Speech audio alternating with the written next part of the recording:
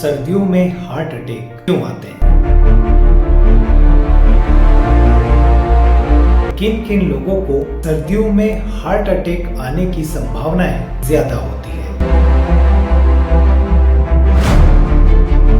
कौन कौन सी ऐसी सावधानियां हैं जिन्हें आप ध्यान में रखकर हार्ट अटैक से बच सकते हो? Heart attack in winter season. Maximum winter season में ही हार्ट अटैक क्यों आते हैं? Preventive measures for heart attack.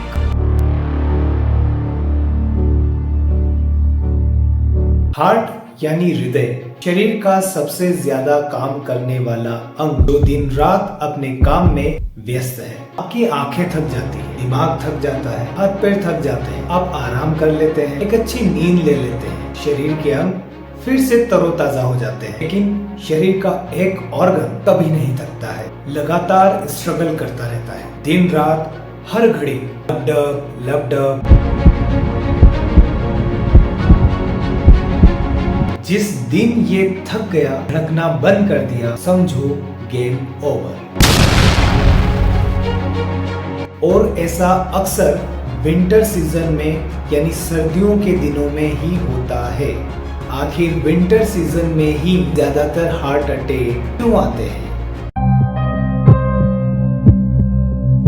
नमस्कार, मैं हूं डॉक्टर गौरव राठौर और आप सभी का मेरे चैनल पर स्वागत है।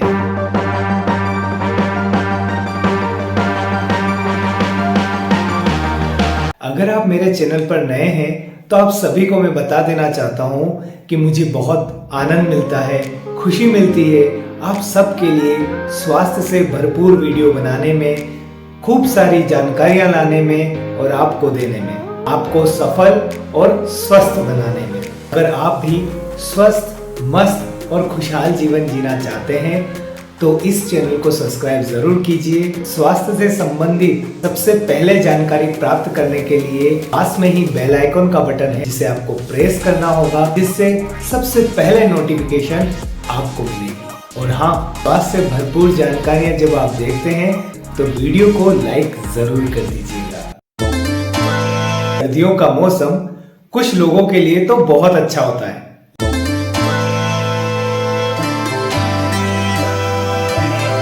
लेकिन कुछ लोगों के लिए ये बिल्कुल भी अच्छा नहीं होता।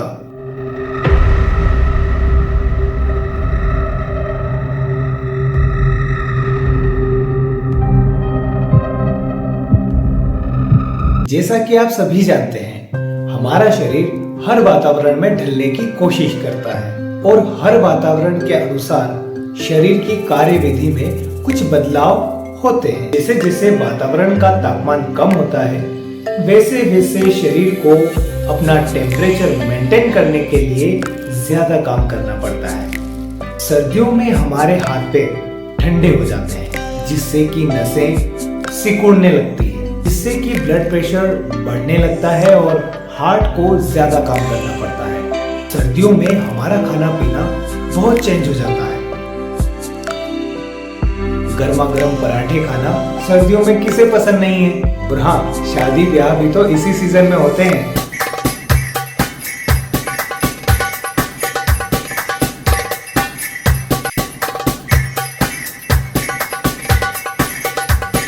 तो भैया, गर्मा गर्म तेल मसालेदार चटपटे भोजन को कौन छोड़े? ऑयली फूड्स यानी तेल का गला तला वाला भोजन सर्दियों में ही सबसे ज्यादा खाने में आता है और इसमें कोलेस्ट्रॉल की मात्रा ज्यादा होती है, जिसकी वजह से ब्लड यानी खून गाढ़ा हो जाता है। और सर्दियों के दिनों में एक्सरसाइज भला कौन करे? ठंड के मारे हम ठिठुरते रहते हैं और एक कमरे में बैठे रहते हैं, एक्सरसाइज बिल्कुल भी नहीं करते और इसीलिए शरीर में फैट का कटाव नहीं हो पाता है, कोलेस्ट्रॉल बढ़ जाता है और हमारी नसों में जम जाता है और इसी से हार्ट अटैक का खतरा पैदा होता है। सर्दियों में अक्सर हम अपनी डाइट से ज्यादा खा लेते हैं,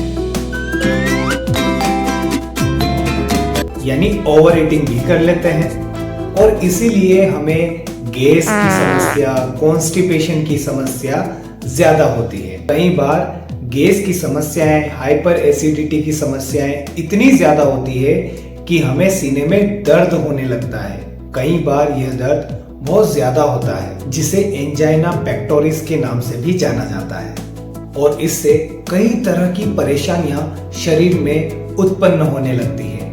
ब्लड प्रेशर बढ़ने लगता है, जिससे हार्ट अटैक के चांसेस भी बढ़ते हैं। सुबह सुबह कॉन्स्टिपेशन और गैस की समस्याएं ज्यादा होती है और ब्लड भी गाढ़ा होता है, इसीलिए मॉर्निंग में यानी सुबह सुबह ही हार्ट अटैक आने की संभावनाएं ज्यादा होती है। तो आई ना बात आपको समझ में कि सर्दियों के दिनों में अक्सर हार्ट अटैक क्यों होते हैं। आइए अब जानते हैं कि कौन कौन है वो लोग जिन्हें हार्ट अटैक होने की संभावनाएं ज्यादा होती है।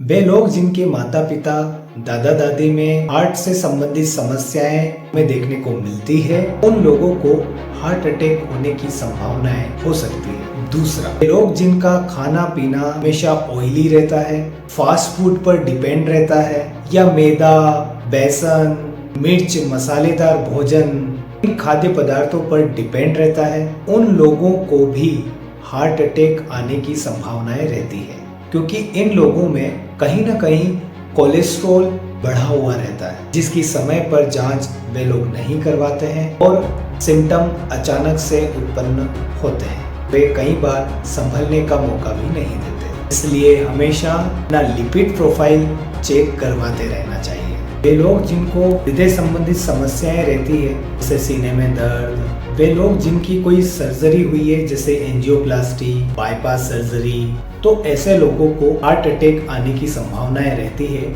इसलिए उन्हें अपनी जो मेडिसिन है उसको बंद नहीं करना चाहिए, रेगुलर लेते रहना चाहिए और चेकअप के लिए भी डॉक्टर के पास टाइम टू टाइम जाना चाहिए।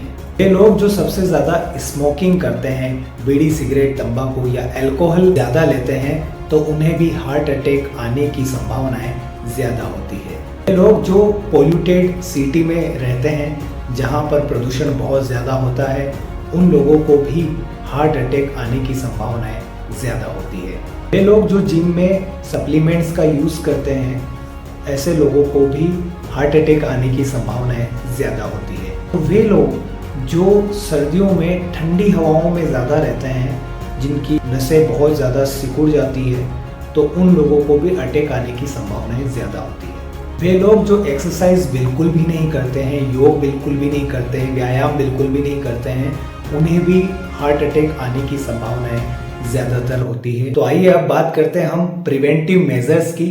Preventive measures for heart attack in winter season.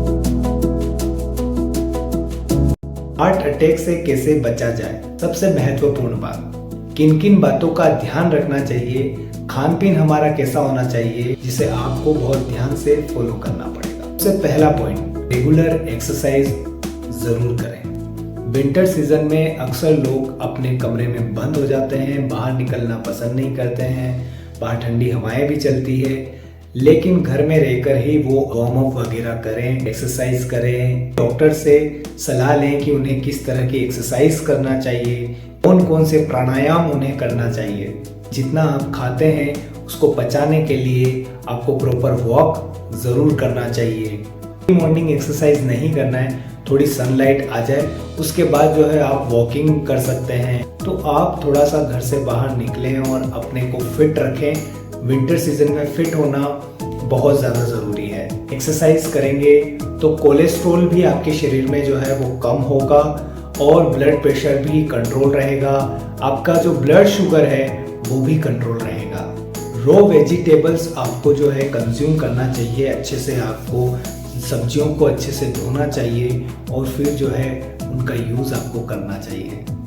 Regular स्वस्थ और स्वच्छ फ्रूट्स यानी आपको फल फ्रूट रेगुलर खाना चाहिए और ऐसे फ्रूट्स वेजिटेबल्स आपको खाना चाहिए आपकी बॉडी में एंटीऑक्सीडेंट्स की मात्रा को बढ़ा देते हैं। अगर आपको कोई हार्ट सर्जरी हुई है जैसे एंजियोप्लास्टी, बाईपास सर्जरी, तो आपको अपनी दवाइयाँ रेगुलर रखनी चाहिए। उनमें किसी तरह का कोई भी गैप नहीं देना चाहिए। अगर आप उसमें किसी तरह का कोई गैप देते हैं तो आप अपने हार्ट अटैक के चांस को बढ़ा सकते हैं। विंटर सीजन में आपको आलू बुखारा खाना चाहिए।